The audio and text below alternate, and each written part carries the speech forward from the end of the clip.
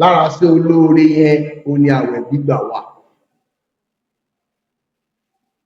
lára ẹ̀ ní àwẹ̀ gbígbà òun ló wà. Àwẹ̀ gbígbà yẹn wá lélẹ́yìí, wọ́n ní àlàyé kékeré kan. Nínú àlàyé tó nídìí ní pé ṣé àdìsí ń bẹ tó ní ká máa gba àwẹ̀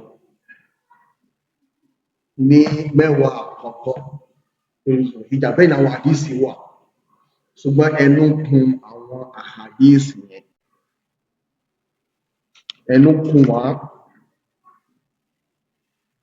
Nínú rẹ̀ ni àhàdìsí tí ó ń bẹ nínú tírà tó ń bẹ lọ́wọ́ mi yìí, wọ́n ní bábu fadl siyami ayyamil ashr, wọ́n ní ọlá tó ń bẹ fún ìgbà àwẹ̀ láwọn ọjọ́ mẹ́wàá tá à ń sọ̀rọ̀ nípa rẹ̀ yìí. wọ́n ní hadathana ishaq bin ibrahim an abdurrazzaq an ja'far bin sulaiman an shahab bin hassan an al-hasan qala siyamu yawmi min ayyamil ashr ya'dilu ash-shahrayn. wọ́n ní al-hasan basri sọ yìí pé àwẹ̀ tá a bá gbà nínú àwọn ọjọ́ mẹ́wàá Dhul Hijjah yẹn ó ṣe déédéé oṣù méjì. Ìwádìí sí yẹn, ọ̀rọ̀ yẹn kò lẹ́sẹ̀lẹ̀, ó lẹ. Alákọ̀ọ́kọ́ ni pé ọ̀rọ̀ tábìí ni, torípa Al-Hasan tá a dárúkọ yẹn, Al-Hasan al-Basri ara Basra ní tábìí ni, kò rí Ànábì sallallahu alaihi wasallam kò rí sójú, ìgbàdàbí láyé, àwọn sàábí ló bá láyé. So kó wá sọ yí pé kó wá sọ ọ̀rọ̀ yẹn, ó sọ ẹmọ ìdájọ́ ló gbé kalẹ̀, ó kọjá tó lè ṣe. Tó wá sọ pé mo gbọ́ pé sàbí bá mi sọ, báwọn bí sọ tó kọjá tó lè ṣe.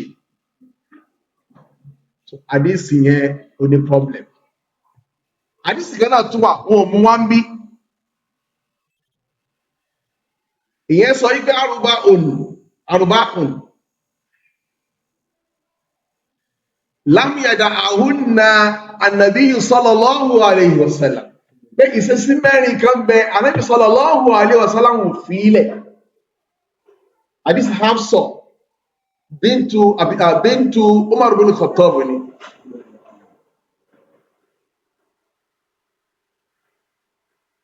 Wípé ìṣesí mẹ́rin kan bẹ Ànábì sallallahu alayhi wa sallam ò fi ilẹ̀. Ìkànnì bẹ́rẹ̀ ni síyámi yámi Àṣúrà, ìmọ̀ gba àwẹ̀ lọ́jọ́ Àṣúrà ọjọ́ 10 Muharram, ọ̀nà bọ̀ wájú. Àṣúrà máa wá lẹ́yìn Dhul Hijjah.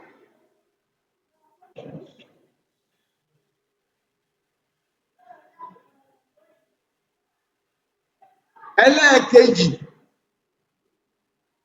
ó ní as-siyam fil ashr, ìmọ̀ gba àwẹ̀ nínú oṣù Dhul Hijjah tó fẹ́ bẹ̀rẹ̀ mẹ́wàá rẹ̀. Àti rákà méjì dùá, tí mi ò bá gbàgbé, àti ìgbà rẹ̀ lọ́jọ́ Monday àti Thursday. Àdísì ti yẹn náà ó ní problem.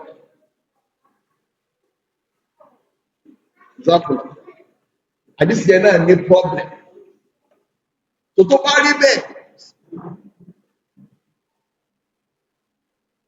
Tó bá rí bẹ́ẹ̀, kò sádìsì kan pàtó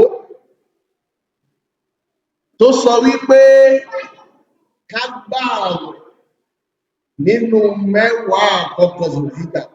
Àdìsì kan tó sọ ní ìmú ọbẹ̀.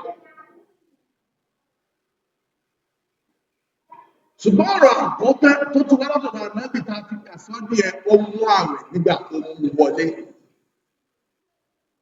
Torí nínú iṣẹ́ olóore àwẹ̀ wà. Ànábì kò tán ni. Báwọn bí bá sì ti sọ̀rọ̀ sallallahu alaihi wasallam tó kú ọ̀rọ̀ tán, ó ṣe kó tán náà láti bá a kó tán. Bàbá ní a nídìí ẹ̀rí fún ìgbà àwẹ̀, a nídìí ẹ̀rí náà fún pé káṣí sọ́dákọ̀ ló mẹ́wàá àkọ́kọ́ mu. A nídìí ẹ̀rí fún pé asopọ̀ ẹbí pọ̀ nínú mẹ́wàá àkọ́kọ́ yẹn. Kódà a fẹ́ nídìí ẹ̀rí fún pé tó dandan ní káka Kùránì nù. ṣùgbọ́n bàbá gbọ́ ilé àdìsí yẹn tí kó gbogbo àwọn yẹn sínú ó kó àwẹ̀ gbígbà náà sínú ìdílé láwọn àfáà tó wá wo àwọn àdìsí yìí tó sọ̀rọ̀ nípa ọlá tó ń bẹ fún àwẹ̀ gbígbà generally tí àwẹ̀ gbígbà bá lọ́lá tó lọ́lá tó lọ́lá a jẹ́ pé ọlá rẹ̀ ó tún lékè ń kà sí nínú mẹ́wàá àkọ́kọ́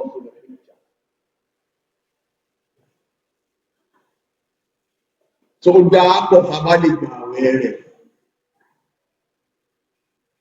ó dáa pọ̀ fàbá lè gbà àwẹ̀ rẹ̀ ẹ bọ́ sọ ibi àwọn alágbára ọmọdé ọ̀dọ̀ náà agbára ọmọdé ẹbí ní àti mẹ́fà ní ìsìtú ṣàwọn kọ́lọ̀ kí ó bá wà gbà àwọn ọdún tó lọ àwọn ẹ̀rọ náà tó lọ kọ́lọ̀ tó gbà lẹ́sìn ọ̀wà ẹgbẹ́ òun mú gan nínú ọmọdé nìyẹn òmùgá ọgùnrin tó gba ọmọdé ọ̀lù tán ó gbà á tán tẹ bá sọ̀rọ̀ mẹ́fà ṣàwálì létí ọdún àìwọ́wọ́ ó sì yẹ ká gbà yẹ ká sojú gbogbo rẹ̀ ohun tó bá rí ó mú bí kò lè tó tilẹ̀ lọ́nà aláìláì ẹgbẹ̀rún àwọn aláàjì kò lè tó tilẹ̀ lọ́nà aláìláì kò lè tó òru Mọ̀dínà tó bá kàrà òru Mọ̀dínà bí èsì ṣe pọ̀ tó bẹ́bá wọ haram bọ́dá ní báyìí àwọn ọ̀pọ̀lẹ́là kan àtọ́sẹ̀ báyìí tẹ́sẹ̀ ọmọ ń gbọ́ ọ̀rọ̀ lọ́wọ́ ọ̀ta wọ́n gbé kíníkan bí èsì wọ́n fẹ́ bí omi tútù báyìí wọ́n fẹ́ sára wẹ̀ wọ́n fẹ́ sára rẹ̀ bó ṣe pọ̀ tó ń bẹ̀rẹ̀ ẹ̀ sì máa fi ní òkèètì ẹ̀ máa fi ní yóò máa fi ní ká máa sọ lọ́jọ́ àràfà yẹn lé ẹ̀kọ́ àwọn yẹn sì fara dà á kátó lọ́wọ́ ẹ̀dọ́ máa ṣe ájì lọ́wọ́ àwọn ìgbà rẹ̀ lọ́jọ́ àràfà ọ̀rọ̀ sáàrẹ̀ ní ọjọ́ àràfà tó ṣe ájì lọ́wọ́ àwọn táwọn alẹ́ máa gbà wọ́n mọ̀ mẹ́ṣà tó ta bá lè gbà ọ̀rọ̀ yẹn nínú mẹ́wàá àkọ́kọ́ níjà yìí àbí ká sọ pé mẹ́sàn-án àkọ́kọ́ rẹ̀ ó dáa pọ̀ kágbà alhamdulillah weather tí wàá change ìlú ti ń rọ̀ ara ti tutù alágbèdè sọ̀sọ̀nà lọ́rùn àrẹ ìsẹ́lẹ̀mọ́ ní àṣeyàmù ìṣìta gọ̀nìmọ́tò wọ́n ní àwẹ̀ tá a bá gbà nígbà tí weather bá tutù alágbèdè gọ̀nì ìmọ̀ ní bí ọrọ̀ ogun ni torí yuridu Allahu bikumul yusra wala yuridu bikumul usra ìrọ̀lọ́ náà bá fẹ́ fún yín kò wá ìrìnà fún yín kìí ṣe bá a bá ṣe làágùn tó níbi àwẹ̀ tá a bá gbà àbí bí òun ṣe mú wá tó dáadáa ṣe pọ̀ tó rárá ìpayà tá a fi gbà àwẹ̀ ni alágbé wọ́n dẹ̀ tó wá ṣe gara sùn bá wà. ẹ dákun ẹja gbìyànjú ká gbà àwọn ìṣẹ̀lẹ̀ níjà yìí àwẹ̀ mẹ́jọ àkọ́kọ́ kàgbà mustahab orílẹ̀-èdè ètò wájẹ́ súnà tó mọ̀ àkádàtò súnà tá a kápá mọ́ ó fẹ́ di ọ̀ràn yẹn ó ní àwọn ọjọ́ Àrafà Ànábì sallallahu alayhi wa sallam ó sọ àwọn ọ̀rọ̀ tó pọ̀ nípa ọlátọ́jẹ fún ọjọ́ Àrafà nínú rẹ̀ ní àdísì Jábìr ibn Abdullah radiyallahu ta'ala anhu mẹ́dàpá ìjọ́lú sí ọba àtọ́ àní Nabi sallallahu alayhi wa sallam látọ̀dọ̀ Nabi sallallahu alayhi wa sallam alábìíní máa ń yẹ omi abdul inda Allah mi yẹ omi Àrafà alábìíní kò sí ọjọ́ kan tó kàkà tó kà mọ̀ ọjọ́ Àrafà lọ́dọ̀ ọ̀gbọ́n ẹ̀ka ní mẹ́wàá àkọ́kọ́ Hijjah àwọn ọjọ́ tó lọ́lá jù ìtò tó wá lọ́lá jù nínú mẹ́wàá àkọ́kọ́ nínú Hijjah ìrìn ọjọ́ Àrafà ọjọ́ ńlá lọ́jọ́ Àrafà ọjọ́ tó lù ẹ̀dẹ́dẹ̀ jalla subhanahu tó ní káwa mùsùlùmí kárí fèrèfèrè báàlì kìyàmù ó sì rí gbogbo ẹni tó bá lọ sí hajj ọ̀ràn ẹ̀yàn ni wọ́n gbọ́dọ̀ bí àràfà. Ànábì sallallahu alaihi wasallam pé al-hajj àràfà, àràfà gangan ni hajj, ó gbọ́dọ̀ débẹ̀. Ẹjọ́ bá lọ àràfà al-hajj là kò ní hajj, ìtọ́rọ̀ gbé o wà, ìtọ́rọ̀ gbé. Ẹ bá mí ìsàwọn iṣẹ́ mi ó lè sì tẹ́rẹ rẹ̀, ṣùgbọ́n àràfà class.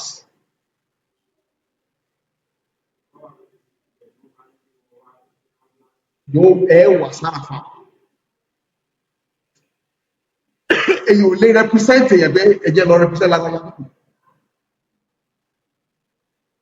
A lè represent èyàn níbi à ń jùkú jabarot tó bá rẹ ẹni tó yẹ kó jù òkú ó lè bẹ dákú bẹ̀mí láti bá lọ lórí collapse ẹbá mi jùkú àǹfààní bí sùn tó kú. Ṣùgbọ́n àràfà ẹ̀dùn bẹ̀ olúwẹ̀dẹ́ náà fẹ́ wá fi àpẹẹrẹ bá lè kí á lọ ó ṣe rí hàn wá níjà àràfà yìí. Yawma yaqumu an-nasu li rabbil alamin, ọjọ́ tí gbogbo àwọn èèyàn ó dúró ìyẹjọ́ gbígbà kíámà tí wọ́n ó dúró ẹni tó retí ìdájọ́ pọ́tọ̀lọ́wọ́ jáde sùn. Àtolówó àti olówó lọ́wọ́ àti Dangote kíni kejì rẹ̀ Sàmọ́dù àgbàgbà àti kúkọ́lọ́wọ́ oríjì Sàmọ́dù Tinubu lọ́bà lọ hajj gbogbo ọdún àlàfà àwọn èsè mùsùlùmí tí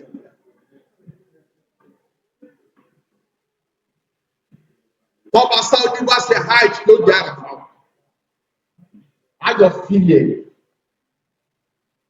Ànábì sallallahu alayhi wa sallam oníọjọ́ àràfà yẹn oníọjọ́ tó lọ́lá jù lọ́dọ̀ Ọlọ́run bá wa jalla subhanahu ó ní yanzilu Allahu ta'ala ila sama'i dunya wọ́n dọ́nà olùwẹ̀dẹ́ra wa jalla subhanahu yóò sọ̀kalẹ̀ wá sí sánmọ̀ ilé ayé gẹ́gẹ́ bó fi tọ́ fi kó fún àmọ́ ayé borí ìyà wàkídà nílẹ̀ yẹn. Ànábì ló sọ pé yóò sọ̀kalẹ̀ bó ló ṣe wá sọ àmọ́ ṣùgbọ́n sọ pé yóò sọ̀kalẹ̀.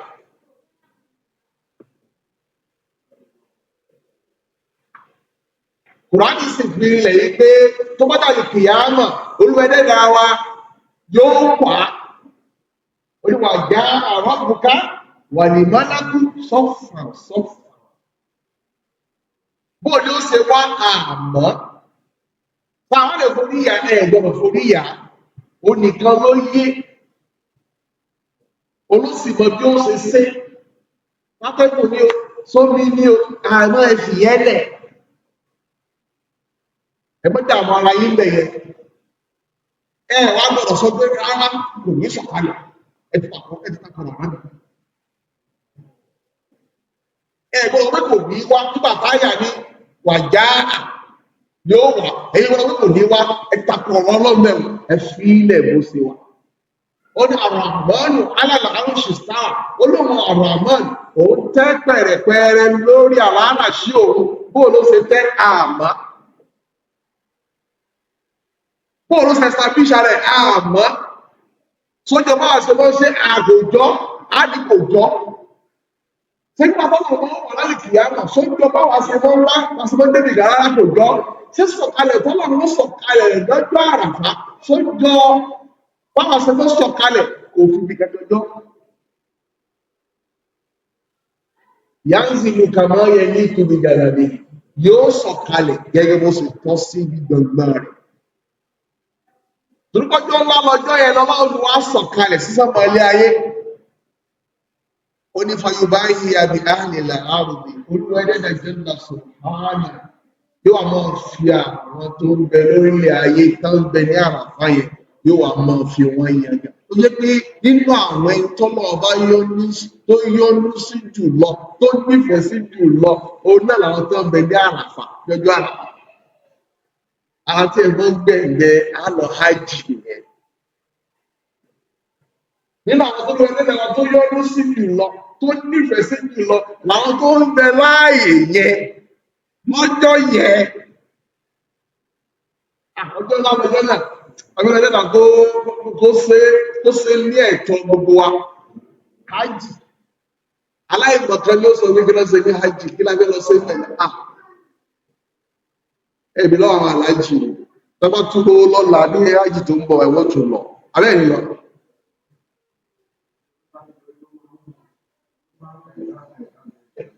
wọ́n ti dáhùn ẹ̀ wọ́n ti dáhùn ẹ̀ ṣe umra ẹ̀ ṣe hajj ẹ̀ ṣe umra ẹ̀ ṣe hajj ẹ̀ mọ̀ bí ọlọ́run ọba níbi kàábà ìsàwádà ẹ mọ̀ bẹ̀rù ẹlẹ́dàá nídìí kàábà ẹ mọ̀ bẹ̀rù nídìí kàábà ẹ sì mọ̀ gbọ́rọ̀ yìí láti lé pé àdúrà náà ti nígbà àwọn olùkọ́.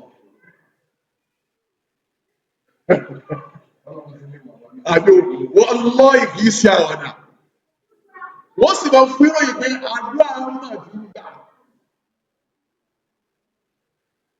ọmọ ìyá ọ̀tọ̀ ní last hajj ó kọ̀ tún láti lọ hajj. ìyàwó ẹ̀ bímọ ọmọ yẹn wá ní ṣùgbọ́n wọ́n á gbé lọ sí usage ẹ̀bùn gbé usage àwọn gẹ́gẹ́ rẹ̀ issue ńlá ni bàbá yẹn wá múra bàbá yẹn ti lọ tán ní ìjọ kejì ọjọ́ kẹta tó bímọ àbọ̀jọ́ kẹrin ní ìṣù yẹn ṣẹlẹ̀ ó ti wà ní hajj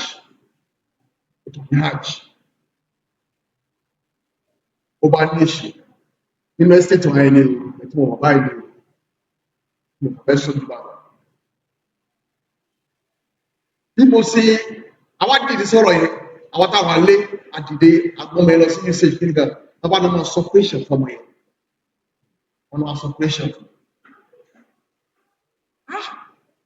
operation yẹn wá nílé yìí wọn fẹ́ lágbára díẹ̀ wọn náà ọdún táwọn bá wù ú di ijọ́ méjì mẹ́ta tó bá ṣe dé ẹ lè padà gbé wá tó bá yá ní kò má fi séwu yòó alẹ́ ẹjọ́ náà wọ akáyà sókè mo kàn mẹ́sàgì bàbá ẹ̀ ní pé ọmọ rẹ àkọlù ti gbọ́ bẹ ọlọ́run wọ̀lọ́ọ̀hì kó tó di àwọn ọjọ́ kejì ọmọ yóò yàgbẹ́ ni ó sì yàgbẹ́ ni.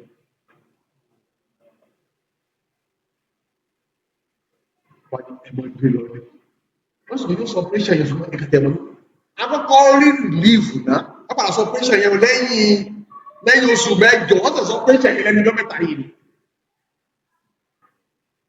wọ́n tó àbá rẹ̀ wá dé láti hajj mo ní ọ̀rọ̀ mo ní ó bẹ ọlọ́run fọ́rọ̀ ọdún ọ̀la ìwọ̀n bẹ ọlọ́run fọ́ lálàbọ̀dọ̀ ọlọ́run ó lọ sì ṣọ́ fún pé ọlọ́run gbàdúrà yìí wọ́n gbọ́ ọlọ́run. Oye bí tẹ bá náwó tó lọ́wọ́ tó lọ́wọ́rá ọmọ tó rí bẹ̀. Ànábì sallallahu alaihi wa alihi wa sallama. Wọ́n ní ẹ máa fi múra tẹ̀lé ájì tẹ́ bá ti ṣe ájì tó tẹ́ dé láti ájì. Tẹ bá lọ́wọ́ àti lọ́múra ó ní ẹ tún lọ múra lẹ́yìn ájì yìí. Ànábì ní múra yẹn àti ájì yẹn ájì tẹ ṣe àtúmọ̀ yẹn ó ní méjèèjì ó ní yàwó yàfùyánì ánìlè fàkìrì àwọn méjì máa ń ha àìní òsì dànù lára tó bá ń lọ ní. àwọn èèyàn wa tí a mọ̀ pé gbogbo ọdọọdún wọ́n lọ múra ọdọọdún wọ́n lọ hajj ọlọ́run wọ́n ń pọ̀ sí i. ẹmẹ́nìkan wá pínlẹ̀ tó lọ́wọ́ jù lọ́dún tó máa ń gbogbo wọ́n lọ ìgbìmọ̀ wọ́n yẹ wọ́n pọ̀ sí i. Ẹ̀sá rẹ̀ bàbá ọkùnrin Haúsá tó ń pariwo fulus. Ọ̀rọ̀ rẹ̀ mọ̀ ní international issue. Nígbà tí owó yẹ̀ dé, àwọn bá gẹ ẹgbà tó dé padà ní ọkùnrin tó pariwo fulus púpọ̀ tí lówó lòótọ́. Ìgbà pé ayé lè yàfẹ́ lọ́nà àláyé ẹlọ́bẹ̀. Ẹnìkan sọ fún kàfún lálẹ́ àná, ẹnìkan tó súnmọ́ mi. Wọ́n Ajímọ̀bí ó dá àwọn ọ̀gá aṣẹ́ kan dúró nígbà tó wà ń pàwà Ajímọ̀bí. Àwọn dàrẹ́tọ̀ ẹgbọ̀ sórí àwọn tí ìdọ́yọ̀ ṣẹ̀ pé padà. Olùdàpọ̀ dúró. Ó kọ́kọ́ fún wọn ní kíní kan ìdẹ́mílẹ́tì kìí fàbí ìkàwé ẹ̀kẹ́kẹ́ bọ́lọ́lá ẹ̀mọ́ lọ. Wọ́n ní ìkànnì àwọn ọ̀gá yẹn tó bá jẹ́ Mùsùlùmí. Tẹ́jọ dádúró yẹ pé máa lọ náà, ó kàn gbọ́ mọ́ra lọ. Wọ́n ní ọ̀rẹ́ rẹ̀ tí wọ́n wá wà tó lọ jẹ́ dàrẹ́tọ̀, òun wá jẹ́ Christian. Wọ́n ní Christian yẹn sì ti ń donú kalẹ̀ pé ó sọ wúrà pé ibẹ̀ yẹn Ọlọ́run gbàdúrà rẹ̀. Wọ́n nígbà tó dé báyìí, bí ọ̀sẹ̀ kan lẹ́yìn rẹ̀, ayé wọn bí resign decision yẹn. Ó ní ká padà sẹ́nu iṣẹ́. Wọ́n ní Christian yẹn gẹ́gẹ́ fún ẹ̀ bó bọ̀ fún wọn kò àgbàdà. Ó ní bọ̀ fún wọn kò àgbàdà. Tọ́tọ́ tún lọ́ múra yẹn. Wọ́n kàn ń tún padà Christian yẹn.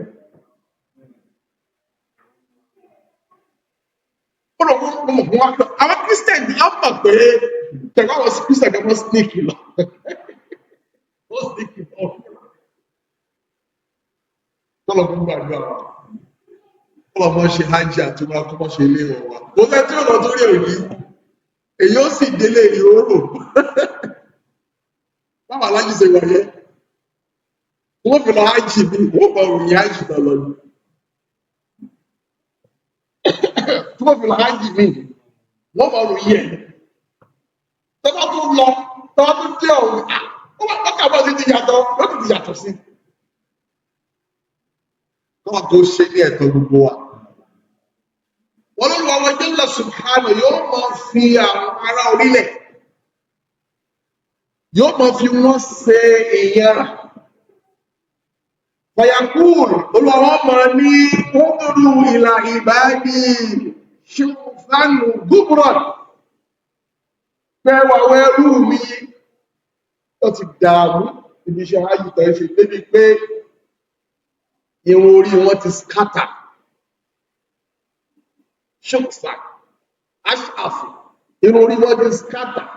Gúbùrọ̀, eruku ti bò ó. Ayé ìgbà yẹn, láyé sí náà.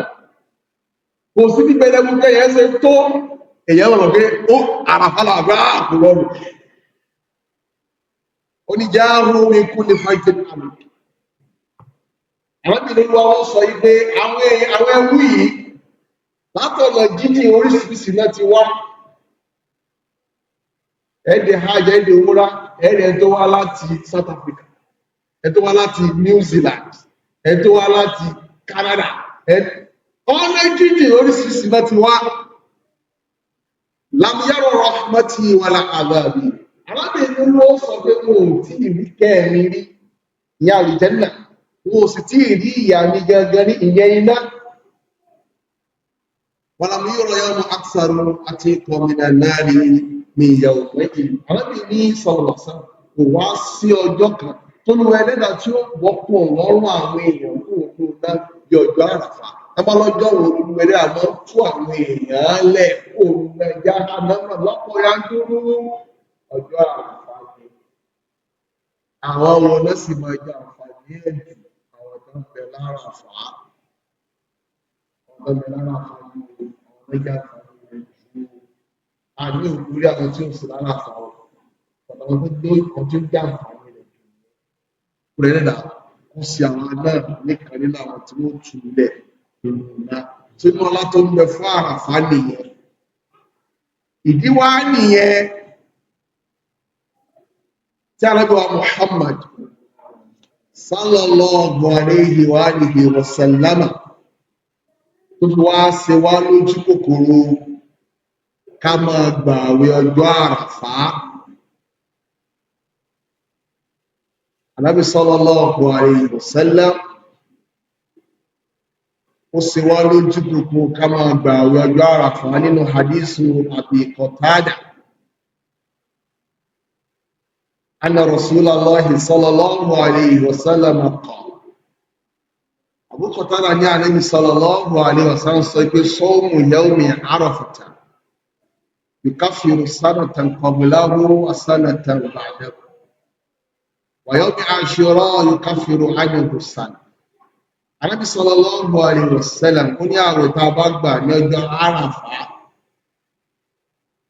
yóò pa àwọn ẹ̀ṣẹ̀ ọdún kan tó ti lọ sẹ́yìn, yóò pa á rẹ́, àtàwọn ẹ̀ṣẹ̀ ọdún tó tún bọ̀ lẹ́yìn rẹ̀ yóò pa á rẹ́.